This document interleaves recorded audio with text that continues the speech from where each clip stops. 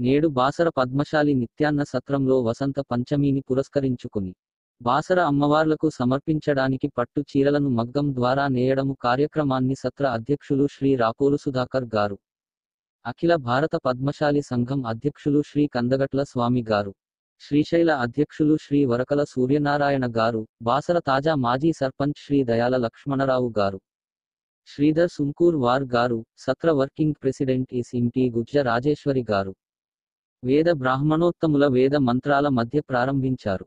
ముందుగా పద్మపురోహితులు అమ్మవారికి మార్కండేయనికి వేద మంత్రాల మధ్య పూజలు నిర్వహించారు. పద్మశాలి అన్న సత్రం ద్వారా అమ్మవార్లకు చీరలను తయారు చేసే సమర్పించడం మా అదృష్టం అని అధ్యక్షుడు రాపోల్ సుధాకర్ తెలిపారు. కార్యక్రమంలో సత్ర ప్రధాన కార్యదర్శి కర్నాటి పాండు, ఉపాధ్యక్షులు కొక్కుల గంగాధర్, ఎనగంటి రాజమౌళి, కోశాధికారి గజం గురునాథం, కార్యదర్శి మోర సాయిలు ధర్మకర్త, గెంటిల శ్యాంసుందర్, మేకల అశోక్, పునగంటి అప్పారావు, పోచంపల్లి చేనేత కార్మికులు మేకల రామకృష్ణ, సత్ర సభ్యులు సిబ్బంది పాల్గొన్నారు.